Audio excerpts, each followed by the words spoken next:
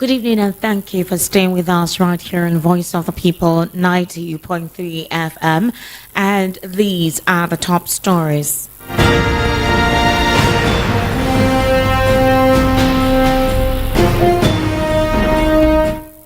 DHQ confirms new terrorist group in the north reveals origin. Nigerian military discloses terrorist leaders begging to surrender. Mahmoud Yakubu sends stern warning to INEC staff. Blackout as national grid collapses again. And Governor Oti calls out opposition alleged Abuja meetings aimed at undermining his administration. Details now.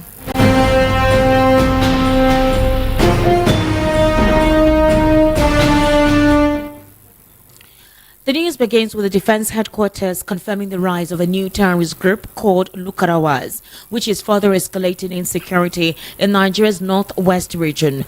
Major General Edward Buba, the Director of Defense Media Operations, disclosed this during a military briefing today in Abuja, where he provided an update on ongoing military operations. According to Buba, the group originated from the Republic of Niger following the recent coup that disrupted military cooperation between Niger and Nigeria. He noted that after the political upheaval in Niger, the group began infiltrating northern areas of Sokoto and Kebbi states, exploiting routes from Niger and Mali. Buba highlighted that before the coup, joint border operations with Nigerian security forces were effective in curbing terrorist activities. According to him, he disclosed, and I quote, "The terrorists capitalized on the lapse in collaboration between the two nations and leveraged challenging terrains to penetrate remote regions of certain northwestern states and propagate their ideology."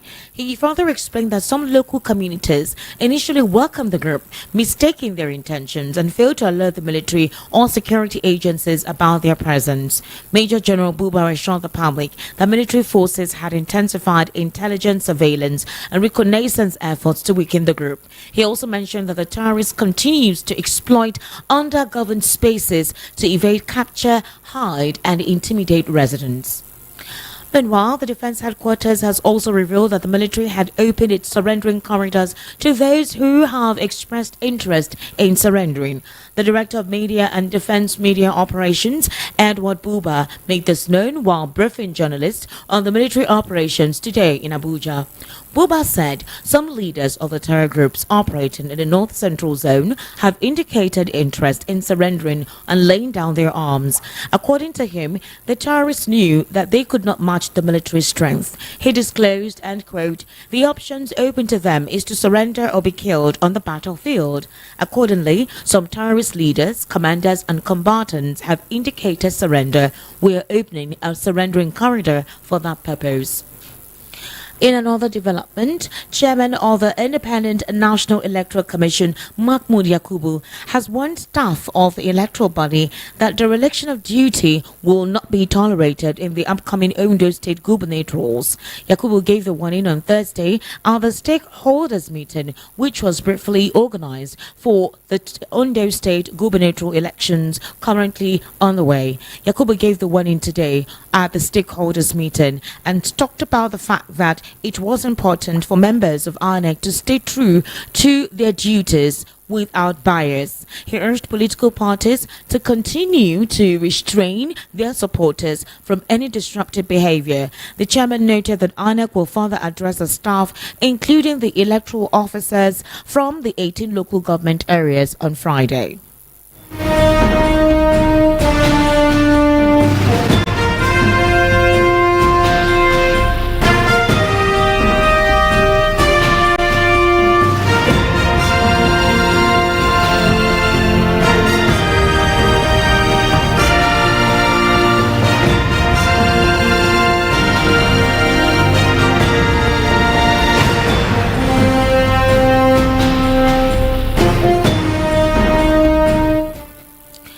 And still on the world news, at 6, Martins Obono, executive director of the TAP initiative, had asserted that Nigeria's Independent National Electoral Commission was not just complicit but actively engaged in manipulating the 2024 Edo State governorship election.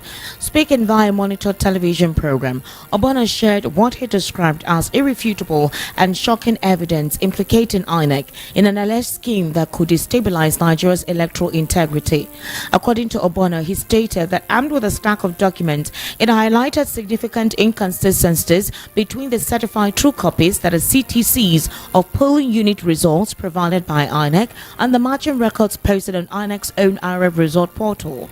He also disclosed that the TAP initiative had enlisted a world-renowned forensic handwriting expert whose expertise is sought by the Nelson Mandela Foundation to scrutinize the CTCs. He said, and quote, the expert confirmed that several CTCs were filled out by a single individual. One person sat down and forged the results. They were stunned. Democracies are built on trust in our institutions. If INEC can betray that trust, what does it mean for our future? He queried. Obono contended that the manipulation wasn't just election fraud, but stressed that it was institutionalized rigging. He said for years there had been suspicion of rogue actors in political parties, but this time it's the very institution entrusted to protect the democracy that is subverting it. He called on the Independent Corrupt Practices Commission to institute a comprehensive investigation on the matter. Obono also accused INEC of widespread overvoting, result manipulation, and systematic forgery of CTC result sheets. He added that the TAP initiative will leave no stone unturned in its pursuit of justice, affirming that Nigeria's democracy depends on the integrity of its institutions, and if INEC has abandoned that, then they must hold them accountable. In another development, the national grid has suffered another collapse today on the 7th of November 2024, plunging Nigeria into a fresh round of darkness. The fresh collapse of the national grid occurred barely 2 days after it collapsed on Tuesday. Confirming the fresh collapse, managers of the Nigerian National Grid in a post via their official account on X at National Grid Nigeria wrote, and I read, "Breaking, another grid setback experienced." You'll recall that following Tuesday's collapse, the National Orientation Agency blamed the constant grid collapses in Nigeria on the rejection of loads by the electricity distribution companies, DISCOs. The NOA said the DISCOs are unable to carry the capacity of generated electricity. Speaking via a statement today after the national grid collapsed for the 10th time in 2024 alone, the National Orientation Agency said the inability of the DISCOs to play their part, despite increased generation, is responsible for the constant collapses of the nation's electricity grid. Also, the federal government disclosed that a deficient maintenance culture and outdated and insufficient equipment are significant factors contributing to the frequent collapses of the national power grid observed in recent months. Nafissatou Asabe Ali, the chairperson of the investigative committee examining the causes of the grid failures while presenting a report yesterday at the ministry headquarters in Abuja, noted that the excessive voltage of electricity exceeding the equipment's capacity was responsible for the blackouts, which was experienced on October 14 and 19, 2024. According to her, the investigative team identified similar issues and challenges affecting all stations during their inquiry. In another development, the Abia State Governor Alex Oti has alleged that opposition members are convening in Abuja and other locations with the intent to mislead the people of Abia through a campaign of misinformation targeting his administration. Speaking at a swearing-in ceremony at the government house in Umuahia on Monday, where he inaugurated the chairman and deputy chairman of the state's 17 local government areas along with elected councillors, Oti expressed concerns over what he described as a deliberate strategy by opposition figures. According to him, they are reportedly producing both fake and sometimes genuine documents to fuel propaganda. While Oti refrained from naming any specific individual, he emphasized that his administration remains undeterred by these actions, noting that similar efforts in the past have consistently failed to gain traction among the people. You're currently listening to the World News right here on Voice of the People, 90.3 FM. We'll take a very short break. When we return, we'll head into a news analysis segment. This time, I'll be joined via the telephone with Barrister Fred Nzako. He is a political, national and social affairs commentator. Barrister Fred Nzako will be responding to some questions posed him on the World News at 6. Do kindly stay with us.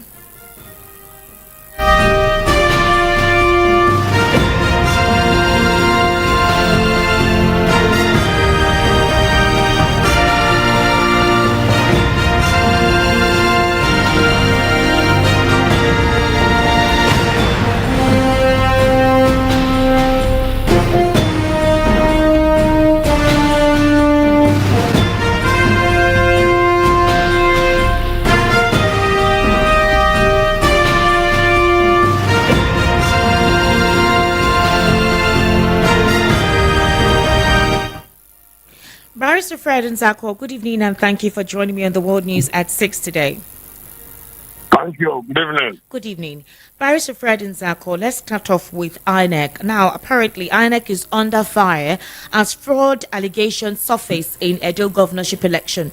Now, Martins Obono is the executive director of the TAP initiative. He asserted that Nigeria's Independent National Electoral Commission was not just complicit, but actively engaged in manipulating the 2024 Edo State governorship election. And this statement was made via a Monitor television program. Now, this is how Obono came up with that conclusion. He said that they compared the CTCs from INEC with IREV's records, and they uncovered something amazingly staggering. According to what Obono is saying, that it appears INEC produced a shadow set of result sheets to substitute the real ones. They bear identical serial numbers, yet the IREV results are signed by party agents, while the CTCs are mysteriously unsigned. Obono then revealed that the TAP initiative had enlisted a world-renowned forensic handwriting expert whose expertise is sought by the Nelson Mandela Foundation to scrutinize the CTCs, and that this expert confirmed that several CTCs were filled out by one single individual. That is, one person was the one that, filled out that particular result sheet, and that one person sat down, forged the results, and that they were stunned. And if democracies are built on trust in our institutions, if INEC can betray that trust, what does it mean for our future? That's the question Obono is asking. But the major thing is this: a couple of Nigerians have actually stated that it is not surprising to hear this kind of information about INEC, because it's not the first time they have concluded that the institution has not been transparent, considering the offshoot of the 2023 general elections with a glitch that was experienced when it came to uploading results immediately on the IREV portal, which up till now INEC has not been able to tell us logically how that came about to defend that. And because of that, obviously other elections that have been conducted, there have been one malpractice recorded or the other, and no prosecution had taken place. How will INEC, or rather anyone, believe what Obono and TAP initiative is saying? And also, this particular forensic expert that was brought in, if at all this case is presented in the court, will it be tendered as a formidable evidence to prove otherwise? Well, in as much as Nigerians have very little confidence in INEC, yeah, and in as much as INEC is not clean on most of the promises that they have made, and they're unable to deliver on their promises, especially at the elections, that does not mean that such wide allegations against INEC would be taken hook, line, and sinker. Okay. It is subject to evaluation, subject to investigation, and subject to review, such that we will sieve the wheat from the chaff and know the veracity, and determine the veracity or otherwise of such wide allegations. Because it is easy to allege, but difficult to prove. Very soon, we expect that such allegations should be tabled before the tribunal, so that the tribunal will look into it, because there must be a conclusion to all issues. But Barrister Fred, this was the same allegation that came up in the 2023 presidential elections. 1 minute. If anybody feels that there are issues in that allegation, we expect that it is not to be only fed to the public, but should be taken to the court, to the tribunal, where it will be meaningfully examined. As you and I sit here, we don't know whether what is said is true or not. All right. Okay. Well, according to him, he's saying he has evidence. And of course, with what he just stated, a couple of persons affirmed that during the 2023 elections, this was the kind of irregularities they had actually experienced, shadow CTCs that were presented. But let's look at the situation like this, because the institution has been under fire from not just, members of opposition political parties. They've been under fire from Nigerians. Others have asked that there should be a complete overhaul of INEC as an institution. Others have asked that a different body entirely should be responsible for coordinating and conducting elections in Nigeria, because of the fact that the INEC chairman is always a nominee or somebody who is directly employed by the president, and that they would not trust the sanctity of whatever election results that comes out from that institution. Now, you recall the just concluded American election. Well, Deji Adeyanju, a public activist and also an advocate as well as a legal practitioner, has actually advised Kamala Harris to seek the help of INEC, that maybe INEC could somehow, feel her and put her in to become the president of America. Now, look at that kind of sarcastic remark. What would you say that has put INEC, what kind of light would you say that has put INEC as an institution for Deji Adeyanju to actually make such an assertion? What has put INEC in the bad light is because of INEC antecedents and the president. Okay. The way and manner INEC conducts the election that usually fall below expectations of the people. But that does not also mean that all elections are bad. Because when people begin to talk when it is against them, you cannot build the institution like that. If all people who agitate for sanity in the country will pull hands together, we will now begin to ask the government to implement the Shaw report. We have said times without number that a situation where the president is the one appointing the chairman of INEC, the commissioners, the resident electoral commissioners, and the national commissioners, there will always be this feeling of bias. There will always be this feeling that will not go down well with feeling of that there will be impartiality in conduct of election, because the president is an interested party. His party is running for an election. His party is interested in outcome of election at all levels. So, if Nigerians should come together, the thing is that our people will talk when it is against them. But if when it's not against them, they will keep quiet. I expect that all politicians, if they want this country's electoral jurisprudence to grow, we should all push hands together and push that there will be major surgical operation in the way we compose our electoral body.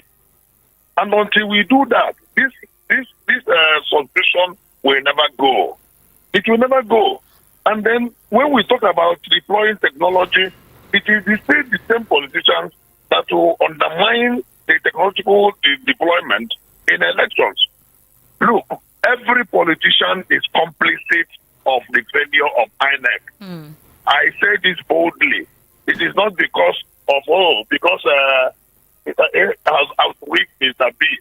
If we want sanity in our system, we should all go for sanity. We cannot go for sanity because he does not pay us, and when he pays us, we don't mind. All right, Barrister.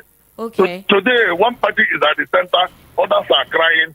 Yesterday, another party was at the center, the present people were crying. Yes. Tomorrow, if another party comes, it continues like this until we embrace sanity.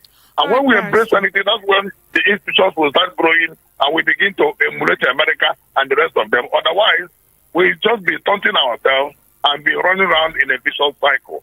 Pastor Fred Nzako, what do you make of Mahmoud Yakub himself, all right? Despite all of these allegations of fraudulent activities, malpractices within that institution being observed, others have cried out as to the fact that they feel INEC have refused to sanitize its institution despite heavy allegations of inconsistency in how they carry out their operation. Now, Mahmoud Yakub himself has actually given a stern warning to his staff, considering the fact that there should be no dereliction of duty and that it will not be tolerated in the upcoming Ondo State gubernatorial elections. This warning was given today at the stakeholders meeting in Ondo governorship election, which was held at the International Culture Center in Akure. He's urging political parties to continue to restrain their supporters from any disruptive behavior. And the question that arose is, excuse me, Mr. Mahmoud Yakub, who are you telling to actually stay true to form? We saw your individuals who were part of electoral malpractices in the off-season elections, even in the Edo governorship elections, with hard evidence and videos, and up till now, you have not begun to process their prosecution in court, despite the court giving you a warning to actually commence investigation on those individuals who were found culpable of electoral malfeasance, electoral malpractices within your organization. So how come you are boldly telling your staff to actually stay true to form when there are a lot of lapses you haven't addressed? How do you think that the staff of INEC will take him serious, and considering the fact that Nigerians no longer trust the sanctity of that institution? The joke is on all of them. It is not only on the chairman. Okay. The chairman is one person. There are 12 national commissioners, and there are 36 resident, in fact, 37 resident electoral commissioners in the country. The joke, and there are other AEOs, electoral officers at the local government level and down the line. The joke is on all of them. The hypocrisy in the land is what I frown against. Because today, Mr. A will say, "Oh, I'm a saint." The next day, Mr. B will say, "No, you are not a saint. You are the." In elections, it is not only INEC officials that conduct the elections. Remember that professors from universities are drafted as returning officers. There are many other people from federal government establishments and from the average towers that are drafted to work on election day. Yes. Those ones are not INEC officials. They are more or less ad hoc officials of INEC, and they are part and parcel of the shenanigans that goes on at the electoral processes. They are part and parcel of the errors and the manipulations that we see in the electoral process. Are you now going to say it is the chairman alone? Agree that the box stops on the chairman's table, but there is a lot of water that passes under the bridge that the chairman may not know. And that is why I said, when we strengthen the institution, then it will be able to take care of some of these people that will want to breach the processes. Otherwise, you will catch Mr. A today, Mr. B, you need to be caught the next day. Remember that there was a professor that was imprisoned. Yes. That was tried and jailed on account of electoral malpractice. What happened to him? We have it. He did not smell the four walls of the prison yard. A senior advocate went to court of appeal and they got a bail for him. They called it bail pending appeal, which was new to us in law. That's we never saw that kind of a thing. Bail pending appeal. And up till now, that case has been quiet. We've not had any update on it. Was caused by high-ranking officials in government. And at the end of the day, the professor got scot-free. Are you going to blame the chairman of INEC? The joke is on all of us. If we want sanity, we will get sanity.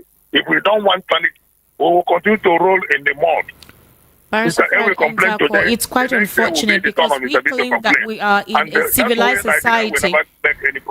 We claim that we're in a civilized, or we're operating democracy in a civilized society, and these lapses are consistently experienced. We don't know when Nigeria will get to that pinnacle of transparency. We don't know when the leaders will actually decide that this time around things will no longer be business as usual. But because we want to hold on with our democracy, most of these sensitive and vital institutions need to be overhauled. There needs to be a conversation on how these institutions can become become sanitized, and Nigerians can once again go to the polls and believe that their choice is what is going to reflect, or the outcome of their choice will be what will reflect at the end of the day. Now, let's look at the situation where the national grid has suffered another collapse, today being the 7th of November, plunging Nigeria into a fresh round of darkness. This national grid collapse precisely happened around 11:30 to 12 noon. That was the period the grid collapse occurred. Now, the same grid collapse occurred on Monday or Tuesday thereabout, the second time this week. 2 weeks ago too, 2 times in a row, there was a national grid collapse. But the National Orientation Agency is blaming the discos that they are the ones unable to carry the capacity of generated electricity. We don't even know what that means. They're saying that the national grid, which collapsed for the 10th time in 2024 alone, that it's the inability of the discos to play their part despite increased generation, which is responsible for the constant collapses of the nation's electricity grid. Barrister Fred Nzako, please help me explain how all of this statements and whatever excuses they're giving concerns the common Nigerian who has been paying their electricity bills, uploading, credit on their card so they can run their businesses, so they can live well when they get home after the daily hustle and bustle. How does it concern the ordinary Nigerian, whatever it is that's your problem? And then you also say that you have old and redundant equipment which enables electricity transmission. Can you help me clarify that properly in context, Barrister Fred?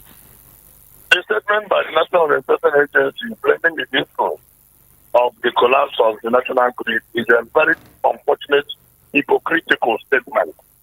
There are 3 stages in electricity supply. You generate. The GENCOs generate.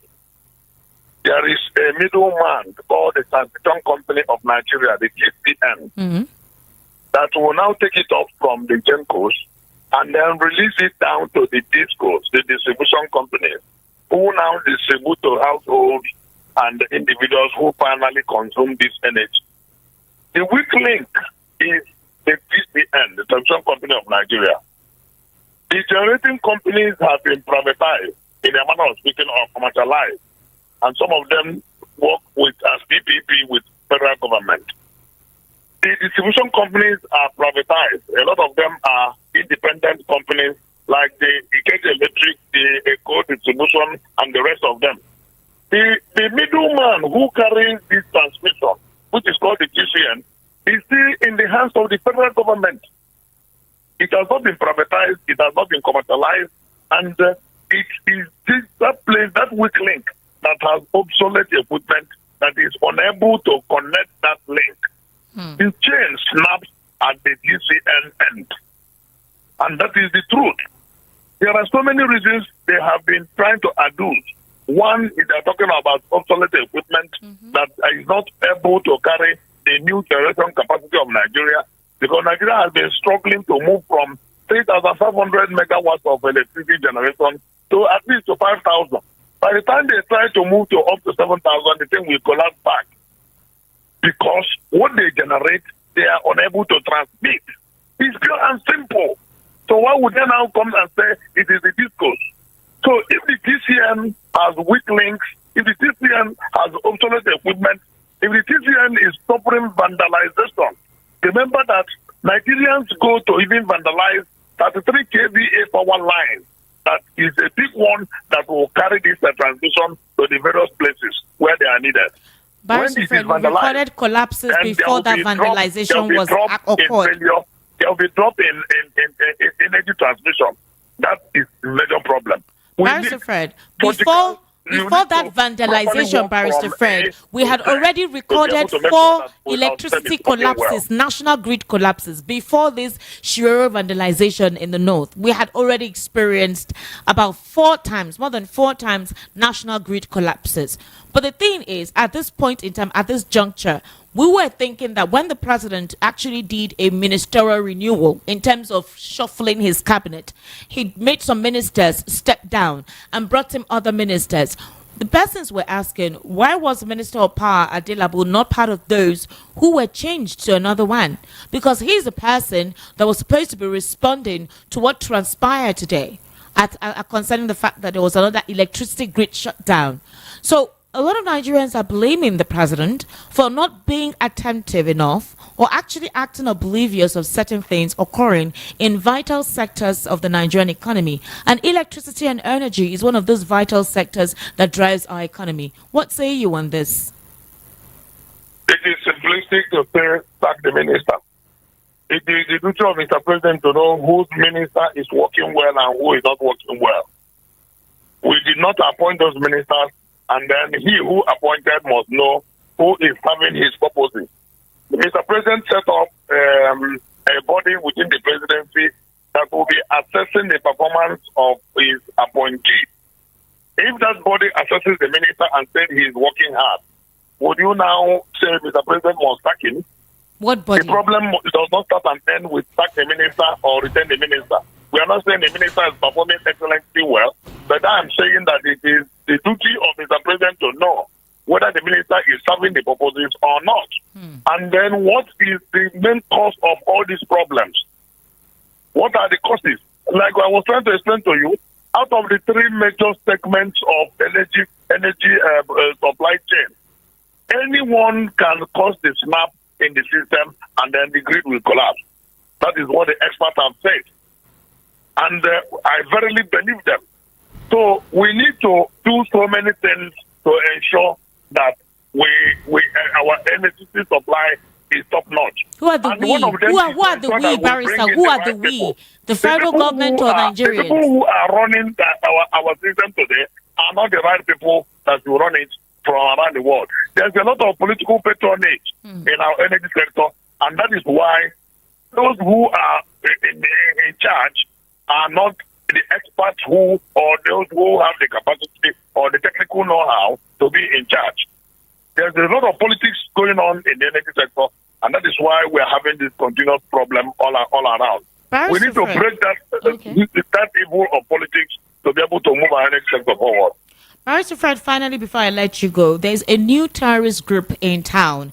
They are called Lakurawas. The defense headquarters has eventually confirmed the rise of this new terrorist group. All right, they're called Lukarawa, and which has further escalated insecurity in Nigeria's northwest region. Now, Major General Edward Buba, who is the director of Defense Media Operations, disclosed during a briefing today in Abuja, where he provided an update on the military's operations. According to him, he said that this new group emerged from the Republic of Niger, and they came about when Nigeria had a fraught relationship with Niger at the time when, you know, there was a barricade between Nigeria and Niger. When that happened, the relationship, or the, will I say, merging of security forces, that is the Nigerian military and the Nigerian military, because of what transpired at the time, they left the border porous. That lack of cooperation between this lack of synergy between Nigeria and Niger is what led this particular group foster stronger. But here is the thing, they have so much so fostered that they have begun to impose levies in the communities that they are holding sway. In fact, in Sokoto, in one of the communities, they are in charge of 5 communities. They have imposed tax and levies. So where does this place Nigerians in that region? We are still trying to deal with Boko Haram members. Now we are now hearing of Lukarawas. Already the military is actually asking for persons to come on board in terms of recruitment, and there's a dwindle in terms of persons being recruited into the Nigerian military. So if we're having insurgency crop out from every region, how will the Nigerian military deal with this? Terrorism is, from experience, terrorism and terrorists are always in permanent mutation. They mutate, they transmute, they change names, they change tactics, they change location. At the end of the day, you find out that it is still the same central core people that are mutating. And there has been this issue of this complaint by our neighbors in the multinational joint task force in the Sahel region that our neighbors, Niger, Chad, and the rest of them, that have complained of lack of adequate cooperation from Nigeria. In fact, the Nigerian people said that they threatened to pull out if they continue to receive low cooperation from Nigeria. And what it now means is that there is a lot of politics in the fight against terrorism, and some people have even accused those who are at the forefront of making financial benefit, or rather business or transactional benefit from the fight. All these are in the realm of conjecture and in the realm of allegation. I do not know what to believe. But what I know is that terrorism in and around Nigeria has not been totally defeated the way we are meant to. They mutate, they transmute, they change tactics, and they still unleash terror and mayhem on the people. All right, Barrister Fred Nzako, thank you so much for giving us your objective analysis, or balanced, or would I say, some persons may say you're being diplomatic in your response, but thank you for your response and insight into some of the questions posed at you. I sincerely do appreciate your input. Many thanks, many thanks. And just before we go, again, here are the top stories. DHQ confirms new terrorist group in the north reveals origin. Nigerian military discloses terrorist leaders begging to surrender. Mahmoud Yakubu sends stern warning to INEC staff. Blackout as